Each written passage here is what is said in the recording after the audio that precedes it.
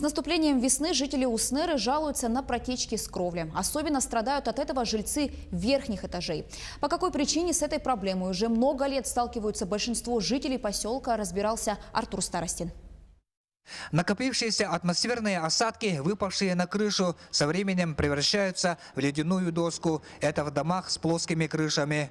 С внутренней стороны крыши обычно расположен чердак, и внутри этого чердака накапливается конденсат в виде снега. Из-за этого сквозь фальцы вода протекает в квартиры.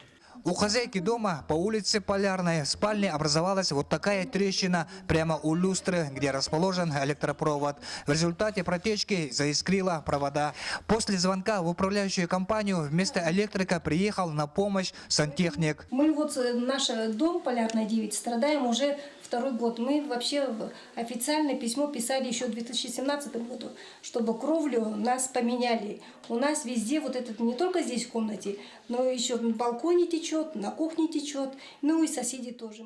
Протечка с крыши этого дома происходит не только весной, но и летом, когда дожди. Это у нас, как дождь начинается, обязательно начинает с балкона течь, то же самое. Поэтому мы ремонт здесь на балконе не делаем уже который год.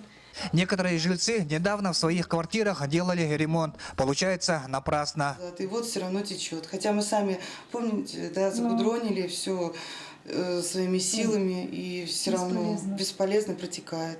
Панельный двухэтажный дом по улице Гагарина. Здесь Вера Павловна проживает уже более 30 лет. Сил уже нету, как жить, говорит пенсионерка. От самого верхнего этажа вода протекла до пола. Это отражается в подъезде дома. И вот так вот все уже растаяло. У меня всю зиму дождь в квартире.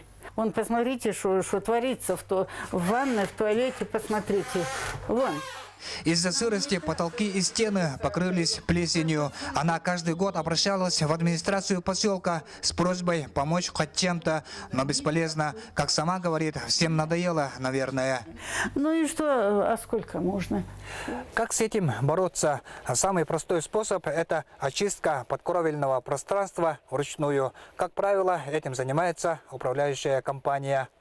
Артур Старостин, Светлана Поцлуева, Аймиконский район.